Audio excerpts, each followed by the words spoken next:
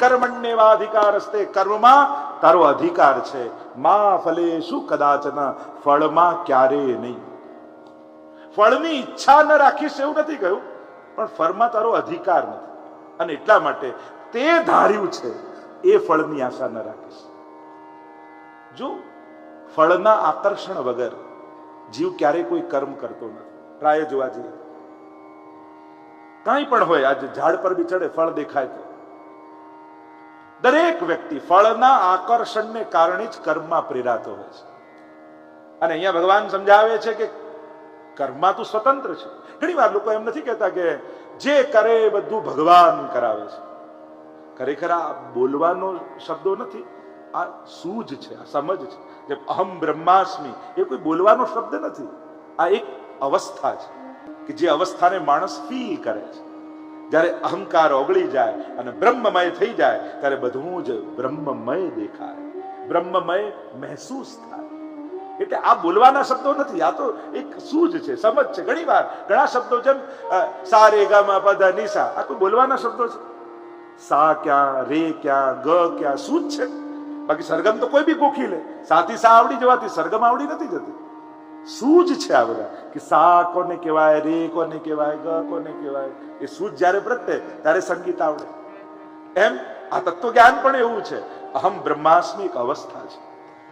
હું તો વૈષ્ણવ શબ્દને પણ અવસ્થા માનું છું, એને પણ શબ્દ ન માનું. માનવતા જ્યારે 16 કળાએ ખીલે ત્યારે વૈષ્ણવતાનું રૂપ ધારણ કરી લેતી હોય છે. માનવતાની સર્વોચ્ચ અવસ્થા એને હું વૈષ્ણવતા માનું છું. કે બૌદ્ધિક, વૈચારિક, માનસિક બધી રીતે જ્યારે માનવતા ખીલી ઉઠે ત્યારે વૈષ્ણવતાનું રૂપ ધારણ કરતી હોય છે. તો આપણે એમ કહેતા હોય કે બધું ભગવાન કરાવે છે, તો ઘણીવાર એમ પણ થાય તો મેં પાપ કર્યું હોય પણ ભગવાનને કરાયું ન કહેવાય. જો સારું સારું બધું ભગવાનને કરાયું ને ખરાબ થયું તો મેં કર્યું તો પાપ કર્યું. કે ભગવાનની ઈચ્છા વગર પાંદડું નથી હલતું, યા આપણે કે જે કરાવે છે ભગવાન કરાવે છે, તો સારું ભગવાન કરાયું તો પાપ પણ ભગવાને કરાયું કહેવાય. પણ અહીંયા ભગવાને કહ્યું કર્મણ્યેવાધિકાર હસ્તે, કર્મમાં તું સ્વતંત્ર છું. મા ફલેષુ કદાચન, કર્મ કરવામાં જીવને સ્વતંત્રતા આપી છે. તો કે ભગવાન કરાવે છે એમ કહ્યું ને? કરાવે છે. ભગવાન કઈ રીતે કરાવે છે? આંખમાં દ્રષ્ટિ રૂપે છે, કાનમાં શ્રવણ રૂપે છે. ઇન શોર્ટ, કારમાં એન્જિનની જેમ એ છે. એન્જિનને કારણે કાર ચાલે છે, પણ સ્ટેરિંગ તો આપણા જ હાથમાં આપે છે. કર્મણ્યેવાધિકાર હસ્તે, કર્મમાં તું સ્વતંત્ર છું. ભગવાને સ્ટેરિંગ આપણા હાથમાં આપી દીધું છે. તારે હું તને આંખ આપીશ, શું જોવું એ તારે નક્કી કરવાનું. હું તને કાન આપીશ, શું સાંભળવું તારે નક્કી કરવાનું. હું તને પગ આપીશ, ક્યાં જવું તારે નક્કી કરવાનું. પણ જ્યાં જઈશ એનું શું ફળ મળશે એ મારે નક્કી કરવાનું. પછી તારું નહીં ચાલે. તું લીમડાનું બીજ વાવવાનું કર્મ કરીશ અને પછી એવી આશા રાખે કે આંબો ઉગે, તો એ તો સંભવ નહીં થાય. આપણા બધાની તકલીફ એ વાવીએ છે પાપ અને ઈચ્છીએ છે સુખ. આ ક્યાંથી સંભવ? સંભવ જ નથી. અને એટલા માટે એક વસ્તુ સમજી લો, ભગવાન કરાવે છે એટલે ભગવાન શક્તિ રૂપે આ કરવાની આપણી ભીતર છે. બેટરી કાઢી લો, એન્જિન કાઢી લો તો કાર ચાલવાની નથી. એન્જિનને કારણે જ કાર ચાલે છે. આત્મા રૂપે બિરાજે છે એટલે જ આ બધું થઈ રહ્યું છે. કરાવનારો એ જ છે, એટલે કે એ કરવાની શક્તિ રૂપે એ છે. શું કરવું એ આપણે નક્કી કરવાનું છે. કર્મણ્યેવાધિકાર હસ્તે, સૌથી પહેલા આ સમજાઈ જાય ને, કર્મમાં તું સ્વતંત્ર છું, તો કર્મનો સિદ્ધાંત સમજમાં આવે. કર્મમાં સ્વતંત્ર, આપણને નક્કી કરવાની છૂટ આપી છે. તમને બધી સુવિધા ભગવાન આપી દે, હવે તું કર. અને આપણે નક્કી કરવાનું કે કાર લઈને ક્યાં જવું છે. એટલે જ કહેવાય ને કે બાળકને કાર અપાવતા પહેલા સંસ્કાર જરૂર અપાવજો, એટલે ખબર પડે કે કાર લઈને ક્યાં જવાય. ચિંતન એ છે મા ફલેષુ, ફળની, એટલે ફળની આશા નહીં. એટલે તે ધાર્યું છે ફળની આશા ન રાખીશ. મૂળ વાત તો એ છે કે જો તારું ધ્યાન ફલમાં જ રહેશે તો કર્મનો આનંદ ગુમાવી દઈશ. આખું વર્ષ ભણવાનું હોય, એક્ઝામ 3 કલાકની હોય અને રિઝલ્ટ 1 મિનિટમાં મળે. વિચાર તો કરો, ફળ છે 1 જ મિનિટનું, તો વધારે સમય શેમાં પસાર થાય છે માણસનો? કર્મ કરવામાં. અને એમાં જો આનંદ માણતો નથી, ભગવાન કે કર્મ કરવાનો એવો આનંદ માણ કે ફળ મેળવવું ગૌણ બની જાય. પછી ફળ પ્રાપ્તિ, જેને રમવામાં જ એવો આનંદ છે અને સારી રીતે રમે છે તો જીત એની નિશ્ચિત થાય છે. પણ આ જીત છે મૂળ વાત, તારા જીવનનો મેચ ફિક્સર તું ના બનીશ. ફળ નક્કી કરીને કર્મ કરવું એ તો મેચ ફિક્સિંગ કહેવાય. હાર અને જીત નક્કી પહેલેથી કરી નાખો કે તું જીતજે ને હું હારીશ, અને પછી રમવા જાવ તો મેચ ફિક્સર બની જાવ. પોતાના જીવનના મેચ ફિક્સર ના બનો, રમીને જીતો. જીત નક્કી કરીને રમવા જશો ને તે રમવાનો આનંદ ગુમાવી દેશો. અને એટલા માટે કર્મનો એવો આનંદ માણ. કહેતા છે ને કે એક ગરીબ ખેડૂત ખેડતો હતો ખેતર, અને એટલો ગરીબ કે બે બળદ પણ નહીં, એક બળદ અને બીજી બાજુ હળમાં પોતે જોતાઈ ગયો, અને પોતે જોતાઈ ગયો ને ભર તડકો અને પરસેવે રેપ જેપ થાય, ખેડતો જાય ખેતર, ખેડતો જાય. આકાશમાંથી બે વાદળ નીકળ્યા.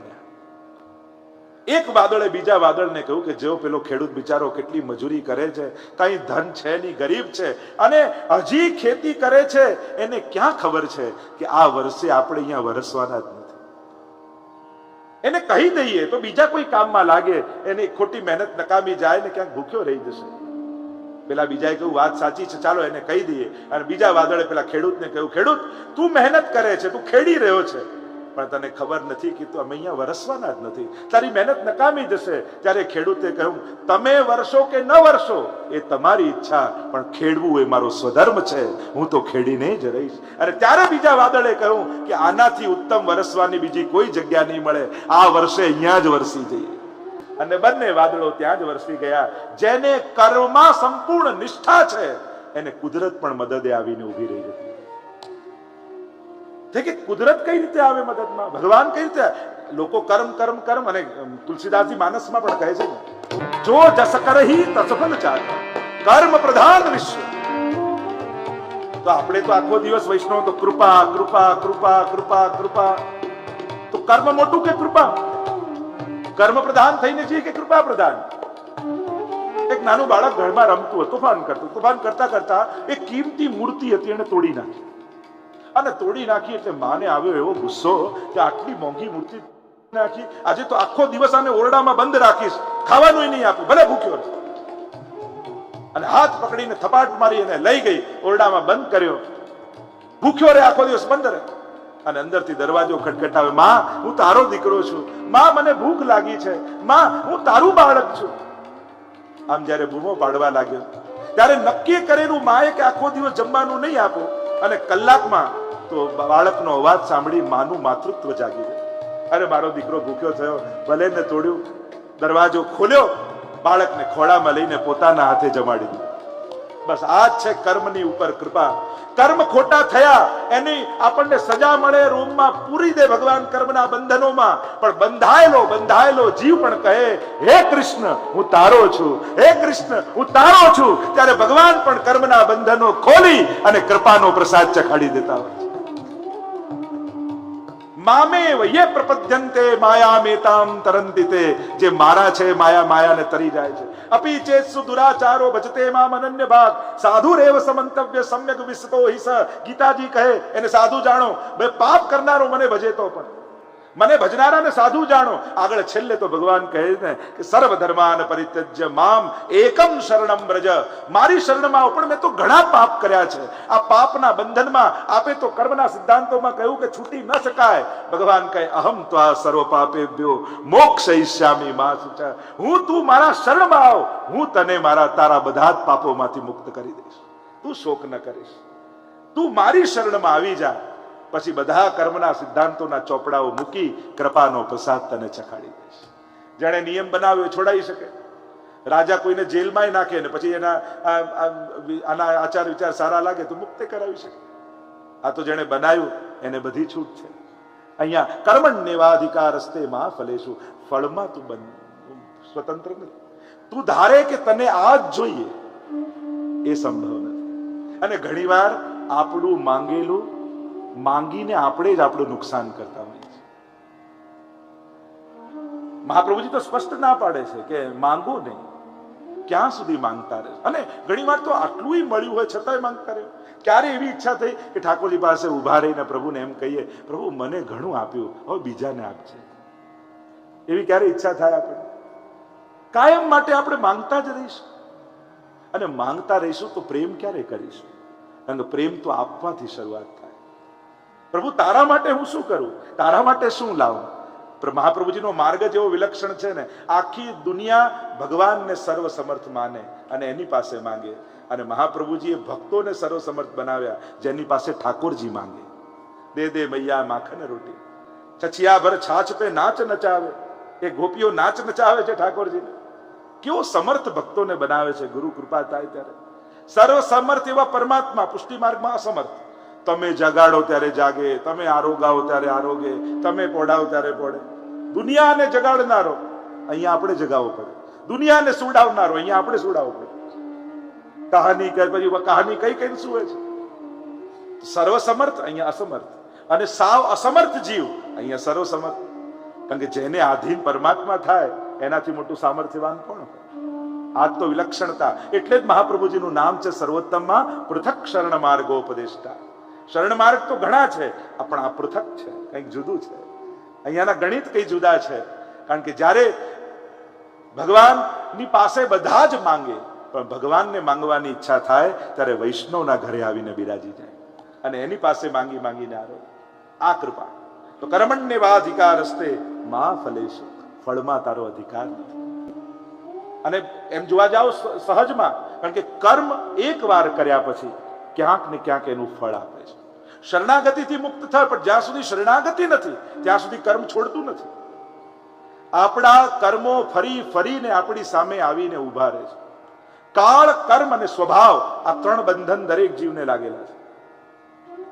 કહેતા ને કે એક વ્યક્તિ જતો હતો, આંબાનો બગીચો દેખાયો અને આંખે જોઈ કેરી, અને કેરી જોઈ ને જીવને ઈચ્છા થઈ આનો તો સ્વાદ લેવા જોઈશે. એને પગને કહ્યું ચાલ ચાલ.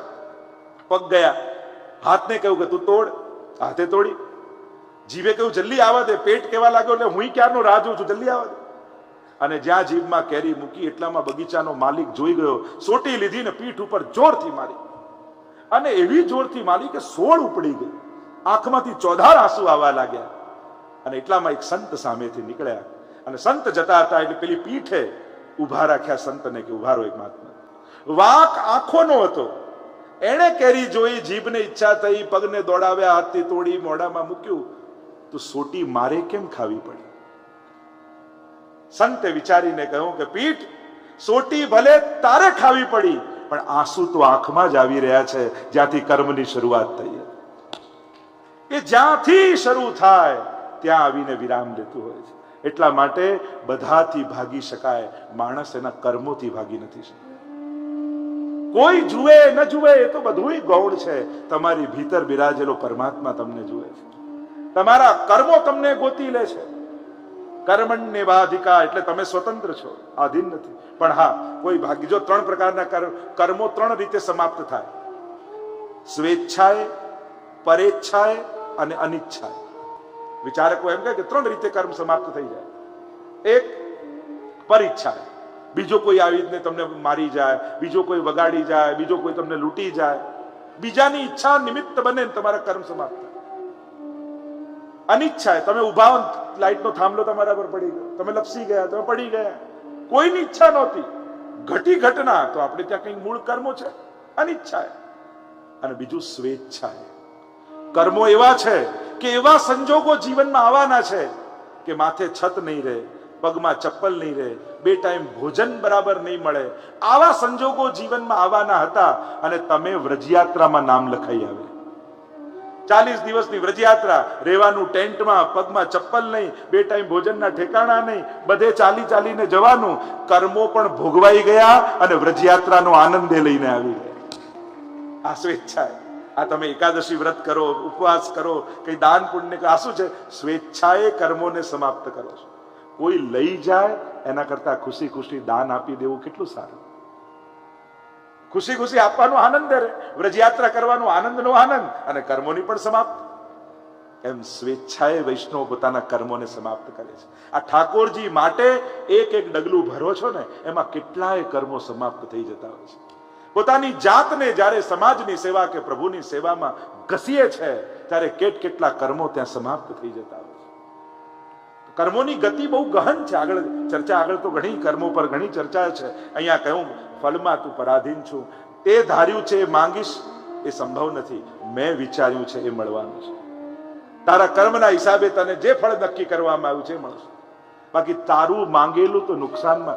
પેલું આમ કહેતા ને કે એક બાળકને લઈને માં શોપિંગ કરવા માટે દુકાનમાં ગઈ અને એટલું બધું શોપિંગ કર્યું કે પેલા દુકાનવાળો ખુશ થઈ ગયો. એને તો કાયમી સંબંધ રહે એટલે ચોકલેટનો ડબ્બો ખોલીને પેલા છોકરાને આપ્યો કે લઈ લે, તારી મુઠ્ઠીમાં તને જેટલી ચોકલેટ જોઈએ લઈ લે. પેલો કે ના ના મારે નથી જોઈએ. પાછો કે લઈ લે તારે જેટલી જોઈએ. ના મારે જ ના જોઈએ. ફરી ત્રીજી વાર કહ્યું અને પેલો છોકરો ના પાડે. પેલા દુકાનવાળાએ મુઠ્ઠો ભરીને પેલા ખિસ્સામાં નાખી દીધો. બહાર ગયા એટલે મમ્મી ખીજાઈ, મારો દીકરો થઈને મફતની ચોકલેટની ના પાડે છે. મળતી હતી તો ના કેમ પાડતો તો? લઈ લેવી હતી ને. પેલો કે માં હું તારો દીકરો છું, મારી મુઠ્ઠીએ લીધી હોત તો ઓછી આવત. ના પાડી તો પેલાનો મુઠ્ઠો મળ્યો. એમ જ ઘણી વાર આપણી મુઠ્ઠીએ પકડવા જઈએ તો નાનું આવે. ભગવાન ભરીને આપે ને એ જીવનમાં ક્યારેય ખૂટે નહીં. કારણ કે હાથમાં નથી આપતો, એ ભાગ્યમાં લખીને આપે છે. ભગવાન જયારે કોઈને પણ આપે તો દુકાનેથી કોઈને મંદિરેથી ચેક મળ્યો ઠાકોરજીનો અને કદાચ સાઈન કરીને ઠાકોરજી આપે તો બેંક વાળા એક્સેપ્ટ કરે? ક્યારે મંદિરેથી ચેક નથી મળતા. ચેક તો દુકાનેથી ગ્રાહક આપશે યા બોસ જોબ કરતા હશો ત્યાંથી જ મળશે. પણ એને પ્રેરશે ભગવાન, એના પ્રેરક ઈશ્વર હશે. અને એટલા માટે ભગવાન હાથમાંથી હાથથી નથી આપતો. એની પાસે હજારો હાથ છે, કરોડો હાથ છે. એ ક્યારેય કોના હાથનો ઉપયોગ કરી આપણા સુધી આપણી વસ્તુને પહોંચાડે છે. એ જીવને દેખાતું નથી અને ભગવાન કહેતા નથી. એટલે માણસને એમ લાગે કે ભગવાને ક્યાં આપ્યું. પ્રભુની એક બહુ ખરાબ આદત છે. એ આપે છે પણ ખબર પડવા દેતો નથી કે એણે આપ્યું છે. એ કહેતો નથી, એ યાદ અપાવતો નથી. સુદામાને આટલું આપ્યું પણ સુદામાને પ્રભુ થોડી કહ્યું કે મેં કુબેરનો વૈભવ ભર્યો છે ઘરમાં. સુદામા આનંદ કરતો કરતો જાય કે હું આપીને આવ્યો. એમ આપણે પણ મંદિરે હું આટલું આપીને આવ્યો. અરે તારા ખિસ્સામાં કોણે આપ્યું? તારા બેલેન્સમાં કોણે ભર્યું? એ તો ભૂલી જ જઈએ છીએ. આપણે આપ્યું એ યાદ રાખીને આવીએ છીએ પણ આપણને કોણે આપ્યું એ તો ભૂલી જ જઈએ છીએ. જયારે એ યાદ આવશે ને ત્યારે તદીય વસ્તુ ગોવિંદમ તુભ્યમેવ સમર્પય. તારું જ હતું, મને માધ્યમ તે બનાવ્યો, એ તારો ઉપકાર છે. આપવા માટે તે મને યાદ કર્યો, મારા હાથનો ઉપયોગ કર્યો, એ તારો ઉપકાર છે. પ્રભુ આપણને નિમિત્ત કરે એ આપણું સૌભાગ્ય. તો ફળની આશા એ ન રાખી જે તે વિચાર્યું છે. કારણ કે તને સુખ દેખાય, હિત દેખાતું નથી. અને હું તારા હિતનો વિચાર કરીશ, સુખનો વિચાર નહીં કરું. માણસ હંમેશા સુખ માંગે છે અને ભગવાન હંમેશા હિત આપે છે. કોઈને ભારે ડાયાબિટીસ હોય ને હોટલમાં બેઠો હોય ને રસગુલ્લાની પ્લેટ મંગાવે તો વેટર આવીને ક્યારે કહેવાનો, સાહેબ હવે નહીં ખાવા દો. એ તો કે એક નહીં 4 ખાવ ને તમારું જે થવું હોય મારે શું છે. પણ એ જ વ્યક્તિ રસોડામાં બા પાસે ઉભો હોય અને રસગુલ્લો એક વધારે માંગે, જેને ડાયાબિટીસ હોય, બા ભલે ખીજાય, બાળક ભલે ખીજાય, પણ ખીજાય છતાંય માં ન આપે. કારણ કે એ હિતનો વિચાર કરે છે. તો ભગવાન પણ એ હોટલ વાળો નથી, મહા છે. એ સુખનો વિચાર નહીં, એ આપણા હિતનો વિચાર કરે. તો કર્મણ્યેવાધિકાર હસ્તે મા ફલેષુ કદાચન એમ કહીને દ્વિતીય અધ્યાયને આપણે વિરામ આપીએ. ભગવાન સમજાવે છે કે ધર્મ અધર્મ નહીં, તારા સ્વધર્મને યાદ કરીને તું સ્વકર્તવ્ય કર અને કર્મ કર. ફલ શું થવાનું છે તું ન વિચારીશ. કોણ હારશે, કોણ જીતશે, કોણ મરશે તે વિચાર્યું નહીં હોય એવું પરિણામ. અર્જુને તો એમ વિચાર્યું હતું કે કોણ જીતે, હું જીતીશ કે કોણ મરશે. એના વિચાર પ્રમાણે થોડું ચાલે છે. મહાભારતના યુદ્ધમાં તો દરેક ઘટનાઓ એવી છે જે કોઈએ વિચારી ન હોય, કોઈ વિચારી ન શકે. એ રીતે યુદ્ધનો વિરામ આવ્યો છે. ભગવાન એ જ વિચાર કરતા દ્વિતીય અધ્યાયને આપણે વિરામ આપીએ. બોલો કૃષ્ણ કનૈયા લાલ કી જય. તૃતીય અધ્યાય કર્મયોગ. કર્મયોગ ની સુંદર વાત કરતા પરમાત્મા पहला જ શ્લોકમાં, આइए साथ में मिलकर गान करते हैं. हे जनार्दन, अर्जुन કહે છે, જો અર્જુનનો અર્થ થાય જે રુજુ છે. અર્જુનનો અર્થ મૂળ સંસ્કૃત અર્થ જે રુજુ, કોમળ છે. અર્જુન એમ ભલે સુરવીર છે પણ હૃદયથી કોમળ છે, ભક્ત છે. સ્વકર્તવ્ય માટે સુરવીર છે પણ દિલનો કોમળ છે. અને એટલા માટે જ ભગવાને ન યુધિષ્ઠિરને પસંદ કર્યા, ન ભીમને, ન નકુલ, ન સહદેવ, અર્જુનને પસંદ કર્યા. કારણ કે રુજુ હૃદય જેનું હોય એનામાં જ જ્ઞાન સ્થિર થઈ શકે. પોતાના મોહ એને જાગ્યો ખરો પણ ભગવાનના જ્ઞાનને પણ સહર્ષ સ્વીકારી લીધું. એ કેશવ, આપની વાતો કઈ સમજમાં આવી નથી. કર્મ કરતા જ્ઞાનને ચડિયાતું એમ કહો છો, અને મને પાછું યુદ્ધ કરવાના ભયાનક કર્મમાં જોડી રહ્યા છો કે તું યુદ્ધ કર, યુદ્ધાય કૃત નિશ્ચય તસ્માદ ઉત્તિષ્ઠ કૌંતેય, ઉભો થા અને યુદ્ધ કરવાનો સંકલ્પ કર. એક બાજુ જ્ઞાનની વાત કરો છો અને બીજી બાજુ આવા ઘોર કર્મની વાત કરો છો. મારે કરવું શું, કેમ સમજવું? મહાપુરુષોની વાણી સહજમાં ન સમજાય. આ તો અર્જુન પણ વિદ્વાન છે એટલે આ બધી વાણીને સમજી શકે છે, પણ એ ગમતું શોધે છે. કારણ કે એને તો ઘણીવાર વ્યવહારિક પ્રશ્નોના ઉકેલ આપણે ફિલોસોફિકલ આપવા માંગીએ છીએ. જ્યારે વ્યવહારિક પ્રશ્નોના ઉકેલ વ્યવહારમાં ન મળે ને એટલે ફિલોસોફિકલ આપી, ક્યાંય કાર્ય ન થાય. ભગવાનની ઈચ્છા આવી જશે એટલે આવું થયું. એમ કેમ કે તે બરાબર કામ ના કર્યું. પોતાની કમીને, પોતાના વ્યવહારિક કુશળતાને છુપાવવા યા કાર્યક્ષમતાને છુપાવવા આપણે ઘણીવાર ફિલોસોફિકલ કારણો આપીએ. શ્રેષ્ઠ તો એ છે વ્યવહારિક પ્રશ્નોના ઉકેલ વ્યવહારિક જ હોવા જોઈએ. બીમારી છે તો દવા જ હોવી જોઈએ. એ તો ભગવાન ઈચ્છા કરશે ને ત્યારે આ કોરોના જતું રહેશે.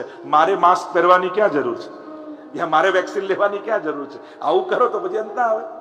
હા, ભગવાન કોઈ વૈજ્ઞાનિકની બુદ્ધિમાં બલવતામ, બલમાં બલ હું છું, બુદ્ધિમાં બુદ્ધિ હું છું. ભગવાન કોઈના બુદ્ધિમાં પ્રવેશીને વેક્સિન પણ ગોતાવશે, પણ એ લેવી તો આપણે પડે ને. એટલું તો કર્મ કરવું પડે ને. જ્ઞાનનો પ્રગટીકરણ એ કર્મ જ છે. કેવલ બુદ્ધિમાં રહેલું જ્ઞાન કોઈનું કલ્યાણ કરી શકતું નથી જ્યાં સુધી અભિવ્યક્ત નથી.